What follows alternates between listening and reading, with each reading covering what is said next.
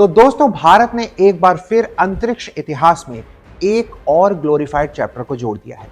इसरो ने एक बार फिर अपने अदम्य संकल्प, अद्भुत प्रतिभा और तकनीकी कौशल से विश्व को गौरवान्वित और प्रभावित किया है।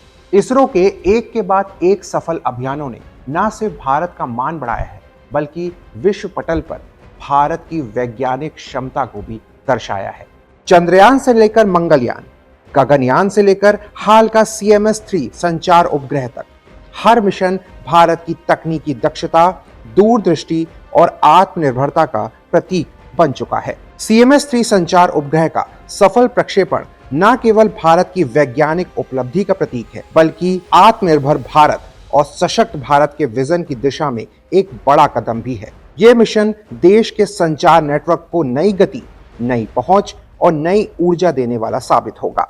2 नवंबर 2025 को भारतीय अंतरिक्ष अनुसंधान संगठन यानी इसरो ने देश की अब तक की सबसे भारी कम्युनिकेशन सैटेलाइट GSAT-7R यानी CMS-03 को श्रीहरिकोटा स्थित सतीश धवन अंतरिक्ष केंद्र से लॉन्च किया।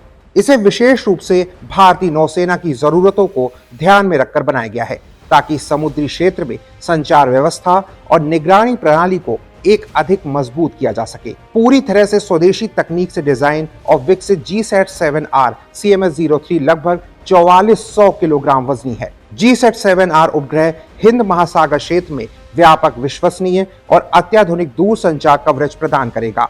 इसके पेलोड में नवीनतम तकनीक वाले उन्नत ट्रांसपॉन्डर शामिल हैं, जो विभिन्न संचार बैंडों पर ध्वनि, डेटा और वीडियो लिंक को सपोर्ट करने में सक्षम है। उच्च क्षमता वाली बैंडविड्थ के साथ ये उपग्रह भारतीय नौसेना के जहाजों, विमानों, पनडुब्बियों और समुद्री संचालन केंद्रों के बीच सुरक्षित, निर्बाध, वास्तविक समय संचार सुनिश्चित करेगा।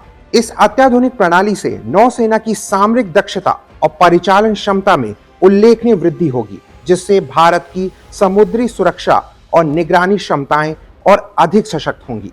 इससे नौसेना को दूरस्थ इलाकों में भी एक मजबूत और भरोसेमंद संचार नेटवर्क मिलेगा। आपको बता दें, CMS-03 उपग्रह को भारत के सबसे शक्तिशाली रॉकेट LVM-3M5 यानी लॉन्च व्हीकल मार्क 3 के जरिए भारतीय भूमि से जियो सिंक्रोनस ट्रांसफर ऑर्बिट GTO में प्रक्षेपित किया गया है। LVM-3 वही रॉकेट है जिसका इस्तेमाल चंद्रयान 3 मिशन को लॉन्च करने के लिए किया गया था और जिसके माध्यम से भारत चंद्रमा की दक्षिणी ध्रुव के निकट सफलतापूर्वक उतरने वाला दुनिया का पहला देश बन गया था। CMS-03 की सफलता भारत के लिए कई मायनों में खास है। ये मेक इन इंडिया के तहत पूरी तरह से स्वदेशी तकनीक से बना है। ये भारतीय नौसेना की कम्युनिकेशन इंडिपेंडेंस को बढ़ाता है। इसके जरिए भारत समुद्री सुरक्षा और निगरानी में आत्मनिर्भर भी बनेगा।